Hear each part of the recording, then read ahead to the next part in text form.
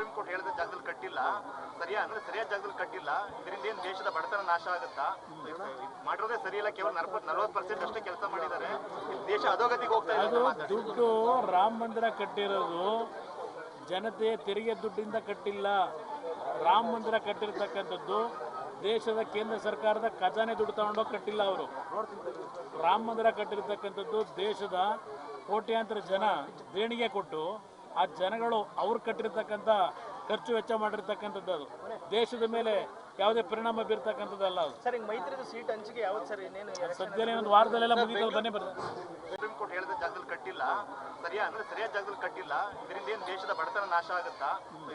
ಮಾಡಿರೋದೇ ಸರಿ ಇಲ್ಲ, ಕೇವಲ 40% ಅಷ್ಟೇ ಕೆಲಸ ಮಾಡಿದ್ದಾರೆ, ದೇಶ ಅಧೋಗತಿಗೆ ಹೋಗ್ತಾ ಇದೆ. ದುಡ್ಡು ರಾಮ ಮಂದಿರ ಕಟ್ಟಿರೋದು ಜನತೆಯ ತೆರಿಗೆ ದುಡ್ಡಿಂದ ಕಟ್ಟಿಲ್ಲ. ರಾಮ ಮಂದಿರ ಕಟ್ಟಿರ್ತಕ್ಕಂಥದ್ದು ದೇಶದ ಕೇಂದ್ರ ಸರ್ಕಾರದ ಖಜಾನೆ ದುಡ್ಡು ತಗೊಂಡೋಗಿ ಕಟ್ಟಿಲ್ಲ. ಅವರು ರಾಮ ಮಂದಿರ ಕಟ್ಟಿರ್ತಕ್ಕಂಥದ್ದು ದೇಶದ ಕೋಟ್ಯಾಂತರ ಜನ ದೇಣಿಗೆ ಕೊಟ್ಟು ಆ ಜನಗಳು ಅವ್ರು ಕಟ್ಟಿರ್ತಕ್ಕಂಥ ಖರ್ಚು ವೆಚ್ಚ ಮಾಡಿರ್ತಕ್ಕಂಥದ್ದು. ಅದು ದೇಶದ ಮೇಲೆ ಯಾವುದೇ ಪರಿಣಾಮ ಬೀರ್ತಕ್ಕಂಥದ್ದಲ್ಲ. ಅದು